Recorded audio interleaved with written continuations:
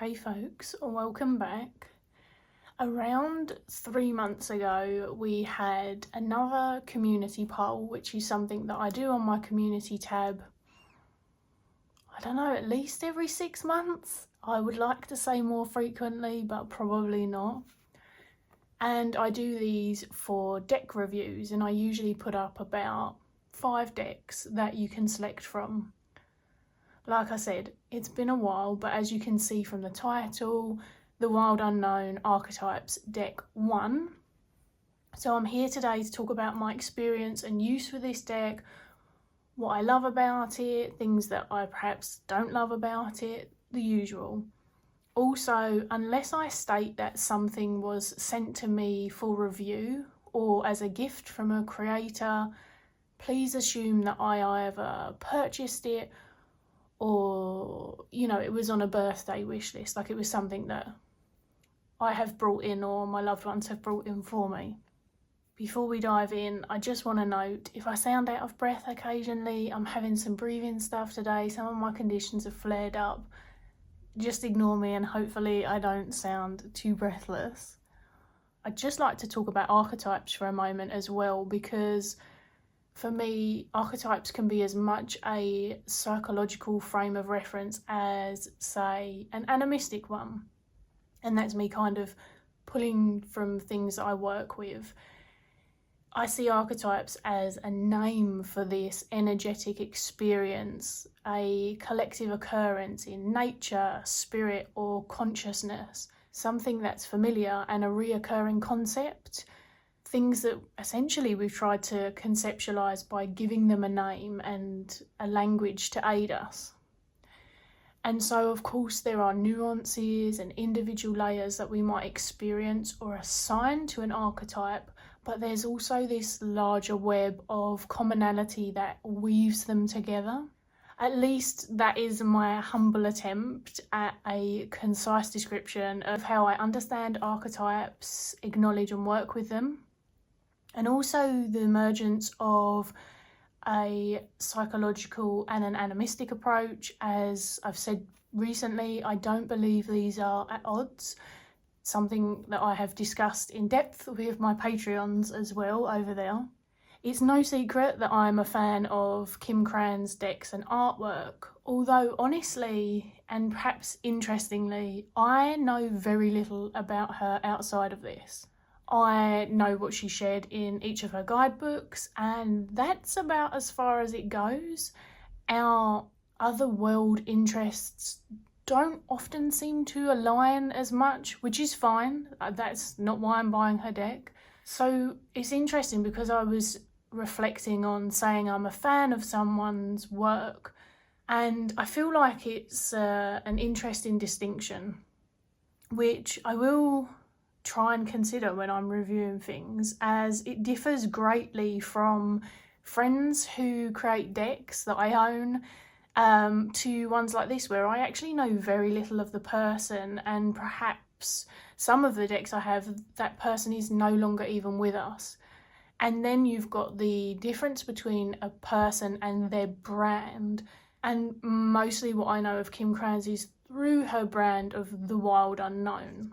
I was so elated when I stumbled upon the Wild Unknown Tarot, and I wasn't really in the tarot community at that stage, meaning that I wasn't like active online. I wasn't a part of the Instagram version of it at all. I used my Instagram for completely different personal means, and I was a lurker on YouTube.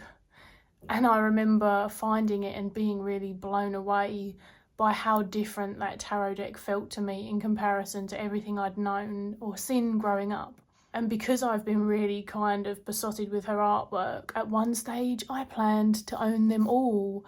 But if you watched my recent end of year video, you'll know that I actually parted with the alchemy deck because it just didn't quite work for me. And I found myself wanting to return to this instead. Some of that was to do with the shape, I'm not going to lie, as well. The alchemy, if you're not familiar, has, I believe it's a hexagonal shape. Whatever the shape is, it does not agree with my hands. I love and use all of the others though. However, her animal one a little bit more sparingly, as it has heavy competition in my collection, but especially this, and especially the tarot deck. When I'm reviewing, I've said before, I'm more wanting to share my experience and perhaps some of the ways that I use decks. Some of the ways that I use decks is going to be the same for deck, no matter really what it is. And then you get some real nuances, so I try and include a mixture. I will just make a mention of the box and what it comes in and stuff. It's really more about me sharing my experience, and a lot of people, I hope, watch the reviews for different reasons, not just because I'm not here to do a sales pitch, essentially, is what I'm saying. But at the same time, of course, I have used reviews to help discern between responsible purchases myself. It comes in this massive box, which I think had like an outside wrap on it, which I took off and threw away. And I'm quite glad of that, because the alchemy box is a little busier because it's got all of that stuff printed on it, and this one seemed to have less. I'm not going to get into the boxing discussion. It's a box that comes with another box inside because they wanted to have a round one. I mean, it's fair to say it's a waste of material. I do keep it in this, actually, and then I display it upright on my bookshelf, but that's very unusual for me. I would try and either pull this out and repurpose it, or sadly it would just get recycled, if it's even recyclable. But it comes in there and the book sits on top. So if you're wondering, that's how the alchemical deck comes as well. And then you get this, and the reason that I'm trying not to shift it around too much is because I have the cards neatly lined up. But we will get into the book first anyway. And more so because I think the book's a really interesting one to discuss, because there was a lot of critique around Kim's tarot guidebook, so the Wild Unknown Tarot, and reasons vary amongst users, but one of the general kind of consensus seemed that folks felt there wasn't enough of a description. That was one of the key things, and you had other people making blogs about the decks, and the blogs were really great. So there was that part, that there wasn't enough of a description of like the artwork and stuff that we were seeing, being as it was particularly unconventional, I guess is the word that I'll use. I also heard a few discussions of some of the meanings feeling like they were more skewed towards challenging or heavier tones. I personally would have loved to have known why she chose each animal and symbol in that tarot deck, but honestly, I really have to like reflect and remember I didn't have an aversion to that guidebook, nor did I take issue with it. I did have it at an interesting time during 𝗬𝗁𝗀𝗀𝗀𝗀's study, but yeah, I did not have an issue with it. It's not one that changed my tarot repertoire or helped me evolve my tarot meanings particularly, but that's fine. I suppose it was more important to me when I got the deck than it is now in reality. Also, when I got the deck, I didn't have as many guidebooks under my belt as a frame of reference. Having mostly worked intuitively growing up, or with a few books that my mum had, so like the Mythic Tarot, and when I was working with those books, especially when you're a pre-teen and a teen, unless someone's telling you like there's a system, there's the 𝗬𝗁𝗀𝗀𝗀, there's the 𝗨, or 𝗪𝗁𝗀𝗀𝗀, it's more of a you're reading intuitively or you're accessing that particular book. So it's interesting because I don't think in hindsight I'd express the same love for the Wild Unknown Tarot guidebook now as I might have when I first got it, and potentially did. I don't remember. I know I did a really early kind of walkthrough of it. I say early in my walkthroughs. But all this is to say that I don't have big feelings about it either way. That said, her archetypes and her alchemy books are a vast improvement, in my humble opinion, upon in comparison to the tarot and animal deck guidebooks. I base this not solely on quantity but quality of information. There is a loose system in this.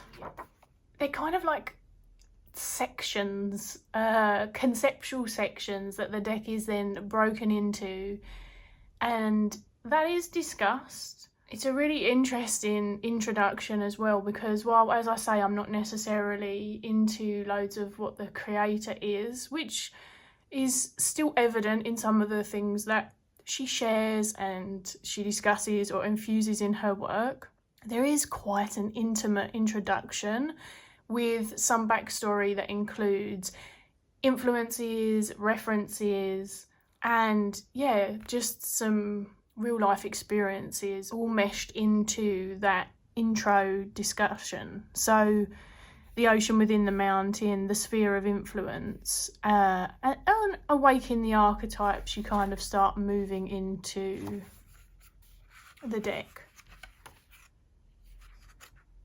I actually found this really easy to read. I appreciate the font's not massive, so it might be different for some people. I liked the breakup with a colour. I just find that kind of thing easy to ingest. I have read it cover to cover, albeit a very long time ago. There's quite a significant exploration about the deck. Of course, it's going to give you a frame of reference based on how the creators come to it, and I'm of the mind, at least with this deck, but many decks, that of course you can bring your own beliefs and values and project them into the deck and your work with it. This one completely successfully so, in my opinion. So kind of whether you align with her beliefs and practice or not, it's just very clearly presented. Reading it hasn't impacted the way that I use the deck. And I was just really curious to read it when I purchased it, because I had heard that it was so much chunkier than the other two guidebooks. I have got a bit of a foggy memory, so like I said, I'm not going to remember all of the content. And I've not really got a vested interest in the other stuff outside of the meanings. So I don't really have much more to add to that, and we'll move on, because I think that this is where the book has evolved from the past ones in particular. We start off with the title. We've got the inclusion of several keywords at the top, which I know some people expressed that they were sad that these weren't on the cards. I'm really not, although I could have worked around them if they were small and sort of, I don't know, curved around. Keynotes, which is more this bottom portion, for me is kind of similar to like an upright and reversed, or an expressive and then a blocked aspect. So they're called when light, when dark. And then you've got this go deeper at the bottom, which has some fun suggestions. Some of them I don't resonate with at all. They just don't meet my practice or complement my beliefs, but others I have tried and enjoyed. So it's kind of an interesting addition. It's quite immersive in that capacity.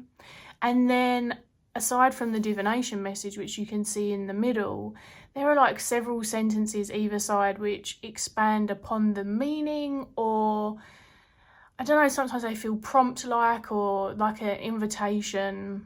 And that's what you get. That is the treatment with every single card. Also, you get these fun little, I'm going to call them doodles, and you can see they differ from each one. So I feel like even that in itself is something that you could pay attention to. I'm not going to show all of them because I didn't want to give them away, but it does actually have spreads as well. I'll be honest, I've never used any of them. There is also a discussion of the rotation element, something else that I haven't engaged with whatsoever, because there is other ways that I include blocks, reversals and things of those natures in my readings that have felt successful for me. And the experience of shuffling this deck and the difficulty that I have with the size, I struggle to hold them. So I rarely would ever get an upright one or anywhere close. But back to the content, you can actually see that every single card is written here. it's just not something that I feel that I need to come to very often. But if I fancy, then when I come to the book, it usually at least gives me like a sentence to think about or sparks a path to follow. And also, if you're wondering why my book is really creased and looks like I use it every day of the year, I am pretty heavy-handed. I do, you know, snap the spines if they need it and all of that. But this actually creased the very first day that I opened it. It feels lovely. It's a really hardy, good quality book. It's never got worse, so I have absolutely no complaints. It just creases. Finally, before we move into the deck, I will make a mention of language, which kind of aligns with what I said about having some different interests and beliefs to the creator. It will make more sense when we get into the cards, and so I will highlight some of my thoughts or perhaps some of the language that just isn't for me. And I do like to be quite particular with my language. That's just one of my things. I enjoy communication as well. But when I say language, this is nothing to do with like grammar or I would use a different word. I'm talking about language that is attached to particular systems of belief or languages that, for me, they remind me of things that I am not particularly drawn to, I suppose, is the best way to explain it. So that is the book, and we'll get into the deck now. So here's the little box, and it actually slides off really easy, and then the cards are in it like so. I'm going to show you the backs now so that I can flip it over after and try and keep them all as I've got them. But it's like a close-up of the diamond. I'm not one to have very strong feelings about card backs unless they just have writing all over the back of them, which isn't my favourite. So now we get into the juicy stuff, the deck. This is the one time that I haven't put it back in order to review because honestly it didn't feel necessary. I did, however, put them all as upright as possible, which is why I was being precious with it, to save lots of spinning and making you dizzy during the video. Because of the groupings kind of not being, in my opinion, massively impactful, perhaps that's more to do with the way that I read the deck. I will just read you off the groupings again if you didn't see them in the guidebook, and they are the selves, which contain things like mother, crone, shaman, the self, titles and roles, those kind of things. Then you have the places, so like caves, empty room, underworld. Then there's the tools, so things like gem, flame, I believe prayers included. And finally the initiations, which are the smallest grouping, and they consist only of 8 cards. Several of them I'm not sure I can pronounce correctly, so some of the others are Eros, Anima Mundi and Gnosis. So let's get into it, and I'm just gonna flip through them and talk at you whilst we flip through them. So we're not gonna stick around on any for too long, but you're probably gonna see me struggle to pick some of them up because it's a really nice matte laminated finish that is a little bit sticky in my experience, but is also very bendy and flexible. I don't really have, again, any complaints. It's quite large. I have very small hands. One of the things that I really enjoy about using this deck is using it for energetic check-ins and considering the archetypal energy present in and around me in quite a big way. So like I said, that'll all be based on my understanding and practice that I shared in the beginning around what archetypes mean to me. But I feel like it's really an evocative deck. Sensory, emotionally, I have often used it to inspire poetic pieces or prose. And I just find that some decks in particular really naturally lend themselves to this for me. It's like they inspire that kind of expression in particular. And this is definitely one of the key ones. I can't remember if it was the first year I had it or the second year. I had like a real year with it in particular where I did a lot of that. And it feels kind of raw as well, but not in a bad way. Like meeting I suppose, the root of an experience and really being willing to kind of be in it, not only acknowledge how it's showing up within me, but be present with it as much as I can. Again, physically, emotionally, allowing it to take up space in my presence and be conscious of that. I can read several of them at a time, but I don't tend towards too many, if I'm going to be honest. I actually really like to pull this with other decks, and I use the other decks to expand upon, so the mask, I would use it to expand upon my exploration and add nuance to the message of how the mask archetype might be showing up very specifically. I do like to sit with them alone sometimes first and kind of muse on what the colours and the lines and the layers sort of evoke in me.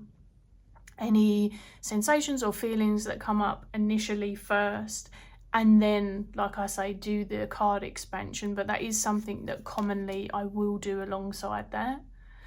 I really love the stark contrast in this deck as well. Like it's mixed media, I guess, but more also the contrast between some of them have got all of the media types and some of them are quite colourful, and then some of them are not simple but simplified to one, like the fault line, and I feel that they equally hit, just in a really different way. When I pull other decks around them, I kind of consider those the more microcosmic additions and conversation, or even, you know, if you were looking at like a major arcana versus a minor arcana, I sort of see them as the minors, whereas this, you know, would be the overarching theme.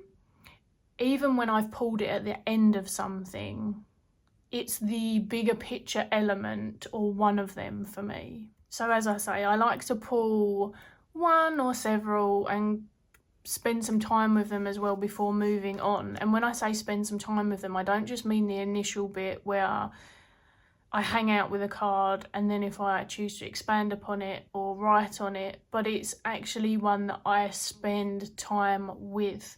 And I really need to do my discussion of Slow Tarot, but it's not a deck that I've pulled from daily, from memory. I'm sure I might have, maybe when I first got it, to have a play around, but certainly if I did, it didn't last long. Like, that's not how I work with it. I'm not saying that some of the cards, I feel like I need to work with them for months, but it's just not a daily changeover for me. And I'm not, again, saying that you can't work with archetypes in that more daily facet, because I'm sure that we move through many of these in, again, I'm going to use that word again, like microcosmic ways. It lends itself to a little bit of a longer working for me, even if it's a week. It was just a really nice way of marrying things together that I enjoy. So it feels kind of kismet in that way. Like, I love archetypes, they make sense to me and I can see them taking place in the world. I also really love Kim's art style, as I say, and while there's an expansion from this, so we've got the collage layer on top of the ink and watercolour that's really, you know, now well known from her previous two decks. The collage edition for me is one that I really enjoy. I find it to be quite poetic in itself. Like, The Unseen is a really good example of this. It's not perfectly cut out or digitally perfected, but that's not really what I want from this deck. I think this hands-on, at the table, collaging additional elements and layers, it really adds to the deck's energetic expression of how I experience it. Remember when I said it was raw, but not in a bad way? And like, I remember seeing some of the process of Kim's desk at one point. It was like popping up on Instagram with like bits of cutouts and moving things around and adding the layers, and I found that in itself to really speak to me. This is one of my absolute favourite cards. I have written quite a few pieces on the Venom, actually. It feels like a freaking howl from the deepest part of within. Like, that's the only way I can describe it. It feels feral, it feels painful. The process of expressing it feels necessary. I think I pulled this one quite early on into owning this deck, actually, and there's a few of them, we've gone past a couple actually, that really speak to me in particular, that I just love them. It's quite punchy. Do you ever get a deck that, like, the energy or the way that the artwork speaks to you feels really alive in particular? And I'm not saying that I don't get a connection with the decks I use, because if I don't, they don't commonly last very long in my collection. But there are some standouts. This is a deck that remains in my top whatever decks of all time. I just find it to be potent because it speaks to me in an artistic language that I find helps me tap into things. It gives me not the encouragement, it feels like a door in. This is artwork that opens me into connecting expression with feeling, giving things voice, being able to identify and sit with things. It's just one of those decks in particular for me. I find that even though I have a somewhat sizable collection, those experiences are few and far between in terms of regularity. So I might talk about really cool experiences that I have with a deck, especially like if I'm talking about practice reflections, like when I do monthly videos, which I haven't been doing at the moment, but you know, my monthly wrap-up videos, it's another one of my favourites. I might talk about a really cool experience I've had with a deck, but it could be because I've decided to do a particular working with it.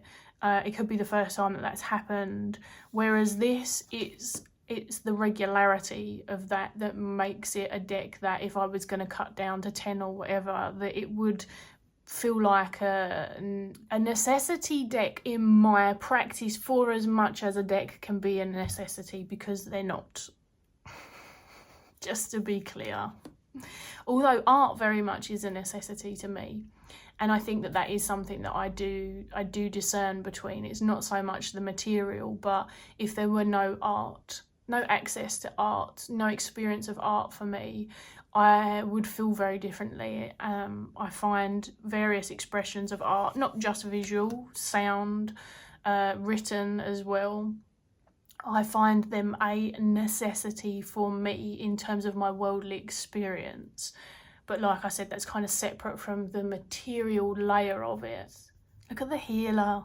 So this is one that's got all the elements. Again, we've gone past loads of those, but I'm kind of riffing on how I use it and what I like about it versus sort of just talking about every single card. That's definitely not something that I have the energy to do. Some of these titles as well, the Destroyer, like I hear it in this really booming, commanding voice because I am a child and that's how I function. And the Shadow.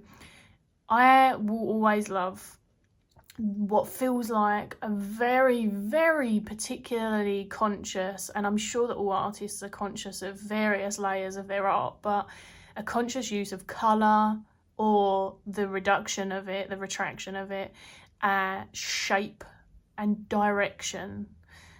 I've always got that from Kim's artwork, starting with the Wild Unknown. It's something I enjoy, and I do like colour work, although I'm sure people are bored of me saying this. I don't do it in the quote-unquote traditional, like my colour associations are, for example, my colour associations with blue are varied and very dependent on a layer of things and also where I am in that moment. So it's not one that I've kind of got from a book and followed a set structure, although I 100% am certain I will have been influenced by those over the years, and some of them will have made sense to me and some of them won't.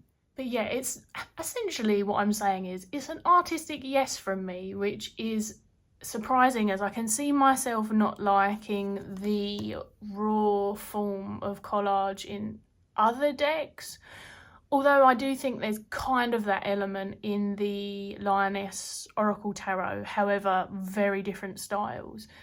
But I just want to comment on it being one of my fun, contradictive tastes, which of course happens. I don't tend towards that kind of thing, so this is a particular enjoyment of it. However, I have noticed that I've seen a couple which are either not in the UK because they're not mass market, or they're out of print that I'm like, oh, similar vibe, I like it, but you know, I have this. I would have loved for the cardstock to have been slightly smaller. As I say, it's not massive. I'm not going to show the front of this card, but it's one of Kim's Wild Unknown Animal Spirit. I don't want my Patreons to see spoilers for next month.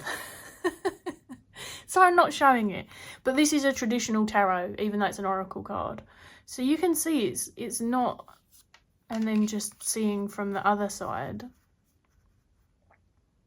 it's a reasonable size. But I have an absolute nightmare with it. I have a lot of hand pain, I get chronic pain anyway. There are specific reasons that I have difficulties with the size of this. So it's a mare for me to handle, which is kind of proof of my personal enjoyment and connection, because anything that's hard to handle, even in the slightest now, because of pain as well, and like I said, we don't need these things, if it doesn't really move me, it gets shifted on pretty quickly. But yeah, it's just a little bit too big and thick for me, or perhaps sticky. Like, we've got what, about half of the deck here, half of the deck far more manageable. Oh, there we go.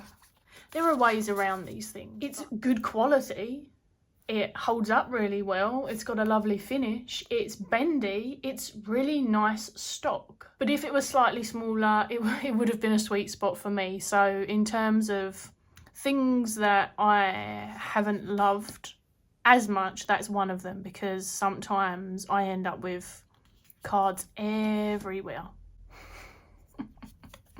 Oh, I love this. It looks like they're flying over both the cosmos and a bonfire. I'm sure there's a more poetic way you could describe that. But yeah, it feels a little to me, or a little more should I say, like looking at someone's art journal, which in reality that's exactly what we're doing with most people's. But like, I can imagine making my own collages to express the archetypes at some stage as well. Just for me, of course, like a journaling process of going through and doing my expressions of them. And because there are a few that I wouldn't express in the same way at all either. But I haven't found the expressions that Kim has chosen jarring either, if that makes sense. It's just like for the womb, I don't think I would have thought of the triangle shape for a start. That's not necessarily where I would have gone. And then also you could get into more of the nuances and particulars in your own experience as well. So I feel like that would be a fun process that I'd like to do, but I wouldn't like to set myself the task of sitting down and just doing it all. By the by, I love this card, and back when this deck come out, which feels like a while ago now, it says copyright 2019, so we're gonna go for there, and I got it when it came out. I can't remember if I pre-ordered it, but definitely it was like hot off the press. I was very excited about this. This caused quite a stir. It was very fun. It was the Marmite of the cards in this deck, and for anyone who doesn't understand that reference, again, it was just a love it or hate it. The comic. I'm actually going to bring them closer. The eyeballs really just give me deep joy. So there you go. Love it, hate it, let me know in the comments. I'm always really curious. Like I say, I don't think that I have found any in particular that are massively jarring artistically. There are several of, well, the initiation cards, just a few of the key names for them. They're not ones that spark my memory of their meaning necessarily immediately, but there's only 8, and I think that might be like 1 or 2 cards again. Then we've got some language and a couple of cards, and hopefully I haven't missed them. And this is very much obviously a personal thing, which reviews are anyway. Some of them feel like they start to creep into what feels like New Age territory, or at least some of the language that I associate with it, some of the language that I associate with spirit, some spirituality that I grew up around that I don't enjoy. The Starborn is one of the cards that I'm thinking of. This is gorgeous. I don't know why I whispered that. I appreciate that that's my projection of it as well, but also the concept of, say, the Starborn. Come on, 𝗵𝘁𝗻𝘁𝗄𝗃. There we go.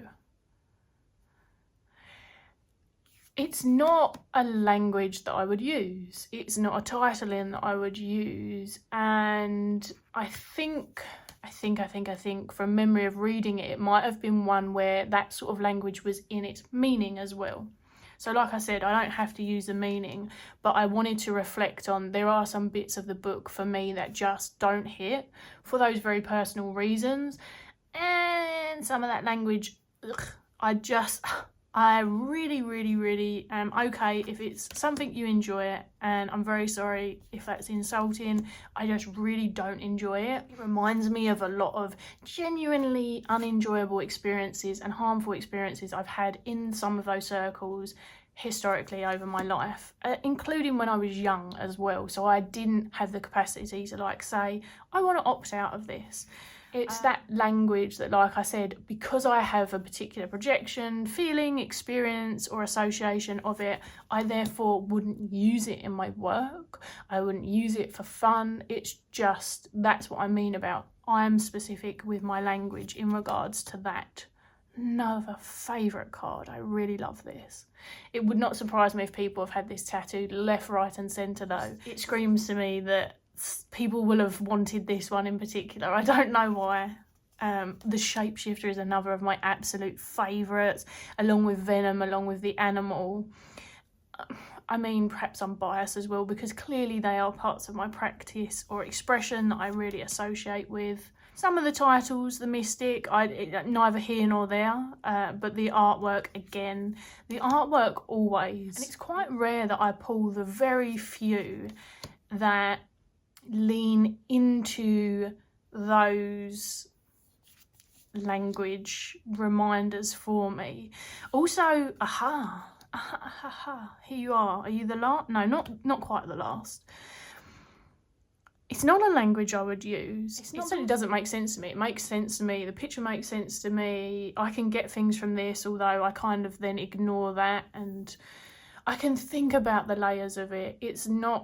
I'm not that dense, but in terms of a reflection of my actual practice, you could whip this one right out, which actually I'm quite tempted to do, because there's a very decent amount of cards in here, and I'm not particular about pulling oracle cards out. I would never do it with a tarot deck unless there was like 2 devils or something. Yeah, it's one that I just don't have the same connection with as the rest of the deck, and I feel like the deck would still feel very full and finished. Weirdly, like I said, I don't really pull it, so perhaps I might after have a play around, and I can't think of any more off the top of my head actually, but that one, and see how it goes. It really wouldn't make any difference to me. But like I said, I wouldn't use or don't use what doesn't represent how I feel in it or see the world and see the archetypes. And so I've still enjoyed the book and going through it that first time, or occasionally referencing it to like spark some inspiration or direction or something. But really, I just don't use it very much. And that's not because it's not a fair offering. I just don't feel the urge. It's basically that. I don't think there's anything wrong with using guidebooks if you're using them in your personal practice. But yeah, it's a really fair offering. It's just, I'm done with it. I've done most of what I need with it. So occasionally I might thumb through, but for the most part, it's all about the deck and I think I've said everything that I want to say about it, so I'm going to call it there. If you have any questions, then feel free to let me know. If you fancy another vote for the next deck review, then I'll put them up. Just know that they don't tend to be new decks, because firstly, reviewing a new deck is kind of impossible because I haven't had it long enough to review it. But also, I don't bring as many new decks in. And I really love to shed light on the decks that have been in my practice for a set amount of time, that they're most likely going to stay. And even if they didn't stay, they offered like a real period of time for me. So like a really good example is, I don't imagine ever parting with the Wildwood Tarot because I freaking love it. So I've reviewed that for anyone who's curious. And I really love the artwork. I also have the Druidcraft Tarot, which I won actually quite a long time ago, and I have used it and I have enjoyed it, but I haven't used it to the same capacity as the Wildwood. And honestly, I don't think I could review it in the same way. I could because I've owned it for a while, but my experience with it doesn't seem as... It would kind of just be like, this is how I feel about the art. I use it when I fancy it. There's nothing in particular that kind of stands out for me currently at this stage. So when I choose what decks I'm going to review, that's kind of how I do it, if anyone's wondering. But yeah, it's just meant to be me sharing my experience with something. So I hope you've enjoyed it. Thanks for hanging out. Thanks for voting. Keep an eye on the community tab. I do post other stuff there. You can find me all the bio links in the usual things, and I will see you again soon. Bye.